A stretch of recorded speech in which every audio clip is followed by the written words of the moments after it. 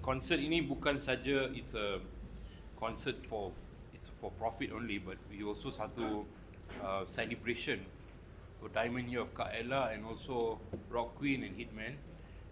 It's been our dream to give back to the society, nak sumbangkan balik kepada society. So dua sumbangan, ini satu sumbangan dari segi semua golong lapisan masyarakat boleh datang ke konsert Ella because she is our rock queen. She's been in the business for the longest time. Banyak dia punya lagu, portfolio, semua orang tahu. So we want to give opportunity semua orang nak datang, satu. Kedua is 3 yayasan yang kita akan vote, which will Peace, Love and Rindu, kita akan bagi sumbangan kepada mereka. So we thought that keeping this concert affordable, not only affordable but very affordable, will be something yang kita bersama boleh cipta sejarah. So that is our point of view. Mungkin profitability tak seberapa banyak, tapi our satisfaction personally, spiritually and all the other good things that we positively we want to do give back to the community and her fans. That is our point of view for this concert. Yeah.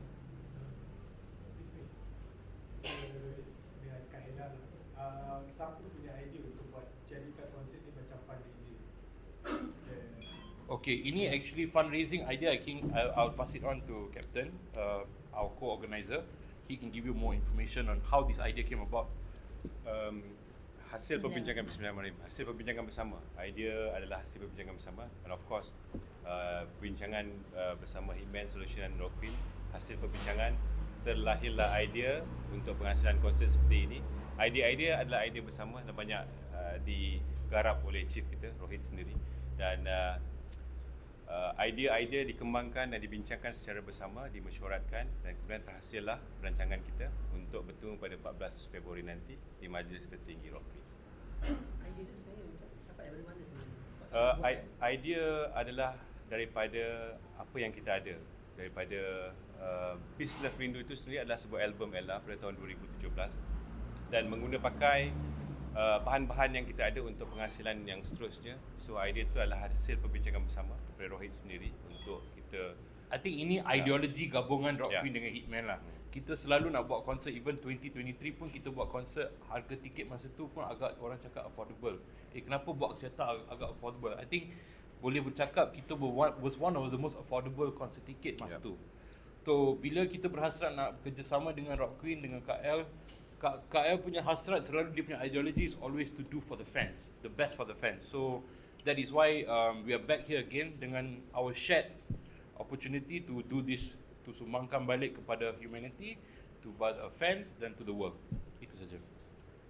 And walaupun harganya berpatutan, but the standard is still top. Standard is how we have set the standards in 2023 akan sama. Dia akan buat industry standard of how great the concerts can be. I think sampai sekarang 2023 sampai sekarang orang cakap 2023 yang KL buat kat Bukit Axiata Arena paling grand sampai sekarang. So I think we will keep the standard very high. Kita ada center stage, dia akan keluar 72 kaki keluar. So it will be almost coming out halfway of the seating. You boleh tengok daripada even the carousel, nanti akan tengok kat social media kita, dia punya layout for the ticketing. The mid center stage akan keluar 72 kaki. So production kita dah plan untuk a very grand sort of setup. Yang pernah datang konsert-konsert Hitman, konsert-konsert Ella sebelum ni tahulah level of penggiat music, our band, our technical team, semua antarabangsa. So we will keep to the same standard. Takkan diciplakan kerana kos tiket rendah, kita tak pernah. That is not the way as a business, how Hitman dengan Rock Queen dengan KL as a artist, kita tak pernah buat macam tu. Memandangkan harga tiket sangat ramah, kan, jadi berapa banyak lagu yang akan dinyanyikan dan durasi konsert? I think tiket I think I just speak on behalf, sorry but tiket doesn't relate to how many songs, how big the production. Itu soalan tak boleh ditanya. Konsert akan jalankan as big, as long, as unique as the music director dengan show director nak. Budget tu takkan relate kepada show time. Apa kreativiti atas stage tak ada kena-mengena dengan budget, dengan tiket cost. Kita what do you call it, put it aside. the budget of the show dengan tiket punya price tak ada kena-mengena dengan creativity atas stage. How long? Mungkin last time berapa lagu? 30 lagu. 30. Maybe this time is 40 songs. We don't know. Sekarang kita tengah planning, tengah on the way planning dengan team-team kita. Kita tak nak reveal semua one go, baru reveal ticket price, baru reveal venue kan. So as we go, kita nak keep some surprises for the para hadirin dengan media so that we keep on having engagement for this concert. Ella, tadi orang stadium kata Ella bukan antara yang terawal juga membuat persembahan di Bukit Jalil dan bakal kembali semula di Bukit Jalil tahun hadapan. Mungkin boleh share sikit perasaan yang untuk buat konsert di Bukit Jalil. Bismillahirrahmanirrahim. Perasaan definitely teruja dan at the same time mungkin adalah pun nervous. Semua dah bercampur bau, semua ada. Itu je soalan jawapan saya. So persediaan Kak Ella sendiri dah untuk konsert berskala besar kan, mungkin Puan organizer tu juga dapat pertemuan atau mungkin akan bersama-sama. Kak Ella persediaan sekali segi stamina ataupun I ada 2 hero. Sebenarnya ada a few heroes dengan saya. InsyaAllah dengan kerjasama yang hebat, InsyaAllah kita akan menjayakan konsert ini. Seminar saya akan teruslah buat rutin saya tanpa ada henti. I think KL, I tahu pasal KL kan. Whether ada konsert dia punya stamina, dia punya sisi, dia punya health and wellness, dia berterus. Sentiasa berterusan. So untuk konsert mungkin Captain boleh mengukuhkan lagi dengan tim Rock Queen, tapi sentiasa KL is young, pretty and still rocking because of her daily routine. It's part of her life, way of life. Amin. Thank you. Kayla, nak tanya, apakah dress code dia konsert ni? Serongan ke, rock ke? Itu kita akan membentangkan dengan mesyuarat-mesyuarat akan datang kita. Kita akan announce dalam platform social media KL dengan Hitman dengan masa terdekat. Ya. nak dia sikit kan, organizer tetapkan satu fundraising, satu organisasi, satu pangkat, satu ni kan. So how macam pembeli tiket ni nak undi this projek tu, macam mana untuk memang terpaksa beli tiket satu tiket. Okay. Kalau so mechanism kita dia bukan sekadar-kadar satu gimmick, tapi it's actual mechanism. Bila you layari hitmanlive.com, you akan pergi ke platform tiket backend kita. Bila you dah check out nak beli tiket, mana-mana you choose kan, dia ada 3 option kat the checkout card. Dia akan letak 3 option yang 3 platform yang kita sedia ada. So you choose lah, you nak peace, you nak love, you nak rindu. Dia akan dan with that data kita akan salurkan sumbangan daripada apa yang kita promise kepada tu. So yang apa kesudahan ni selepas tiket sudah dijual, konsert dijadikan pada 14 hari bulan February, kita akan announce on stage macam selalu kita buat what is the amount, sumbangan berapa, apa-apa semua kita akan buat. So kita akan nampak mana yang paling rendah. Kita akan nampak bukan rendah atau apa, mana yang fans atau mana yang orang choose what is the platform. So jumlah sumbangan dia berdasarkan undian ke ataupun sebenarnya nanti akan sama rata juga? tak berdasarkan undian, tapi daripada pihak Hitman dengan Rock Queen kita akan match sumbangan itu juga. Berapa yang kita dapatkan kita akan also top up to make it fair. So you have the amount yang minimum lah. Ya. Kalau katakan kita tengok tadi harga tiket pun sebenarnya sangat milik dan juga murah kan berbanding mana konsert-konsert lain lah. Adakah itu juga sebagai strategi dan tarikan untuk menarik peminat datang ke konsert? I mean untuk kita as the organizer itu bukan satu strategi atau kita hasrat, bukan strategi, is hasrat kita is we want to unite all the fans. That's why kalau you tengok poster, dalam poster kita ada letak bendera semua state negara kita. Semua ada. Kita nak representation majlis tertinggi Rock Queen daripada semua kaum, semua masyarakat, semua golongan. From every state. Kita nak semua orang datang.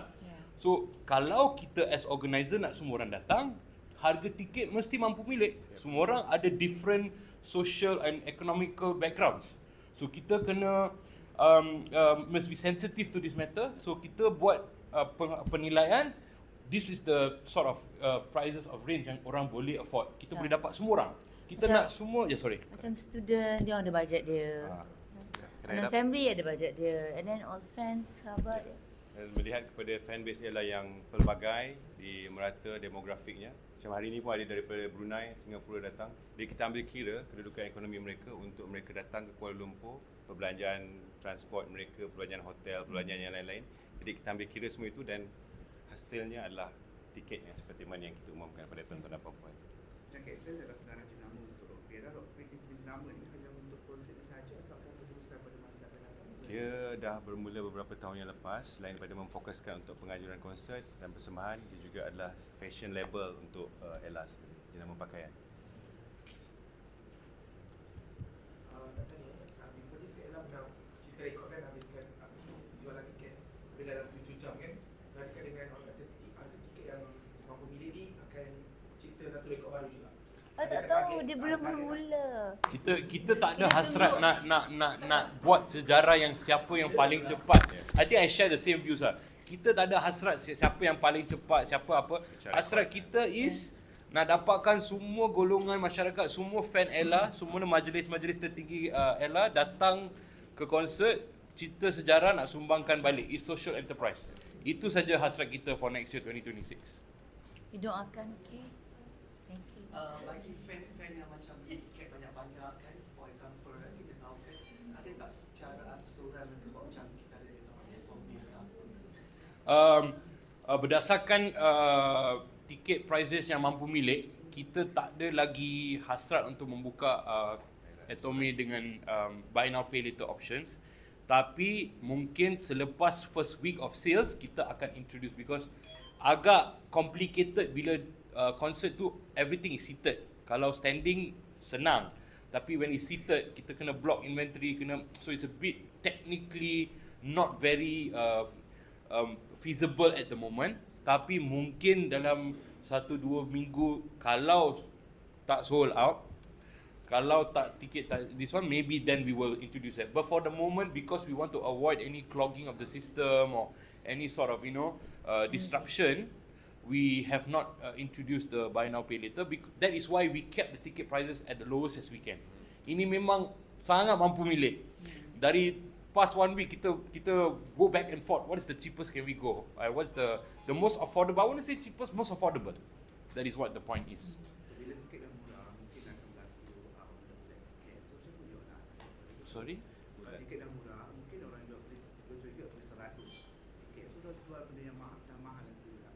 Harga tu dah dekat konsert dan so macam jual nak. I think platform kita ada dia punya rules and regulation. Satu user, satu account, satu IP boleh beli X amount of tickets. Tapi kita tengah bekerjasama dengan platform belakang, our back end system, yang kita limitkan secara board yang secara reseller nak beli. Kita akan try limitkan benda ni lah. Kita akan do public education on how to allow that we will now only minimum purchase for each transaction.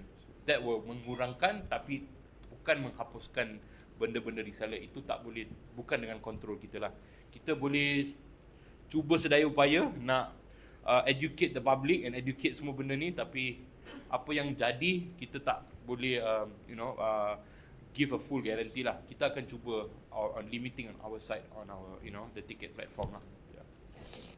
Boleh tak jelaskan dan banyakkan lagi tentang undian tadi? Pengundian. Kita organisasi ni lah. Okay, Majlis Tertinggi Rock Queen Ella, I voted for Peace, Love, Rindu. So setiap pengunjung, tetamu, pembeli tiket adalah ahli majlis tertinggi. Untuk menjadi ahli majlis tertinggi, mereka perlu hadir ke konsert, dan untuk hadir ke konsert, mereka perlu membeli tiket. Bila mana cara mereka membeli tiket di hitmanlive.com, di akhir proses pembeliannya, tidak kiralah dia memilih kursi RM39, RM499 ataupun yang lain-lain, RM2 daripada nilai tiket yang dibeli itu akan kami salurkan kepada salah satu daripada 3 badan yang kita sebutkan tadi, mewakili parti Peace, parti Love dan parti Rindu. So sekiranya individu itu memilih untuk mengundi Peace, RM2 daripada RM39 tiket yang dibeli tadi itu akan disalurkan kepada Cinta Gaza Malaysia. Sekiranya dia memilih untuk mengundi Love, Parti Love, RM2 akan disalurkan kepada YKN. Sekiranya dia memilih untuk mengundi Yayasan Kebajikan Artis Tanah Air, RM2 daripada tiket pembelian itu akan disalurkan kepada Yayasan Kebajikan Artis Tanah Air, Rindu.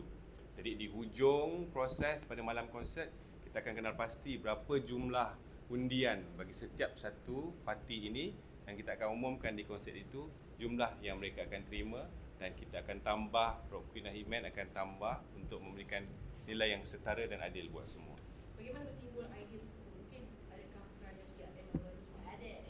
So, misi dan objektif kita untuk memberi, berkarya sambil memberi semula kepada masyarakat. Jadi kami memikirkan apa mekanisme yang paling sesuai untuk kita berikan semula kepada mereka.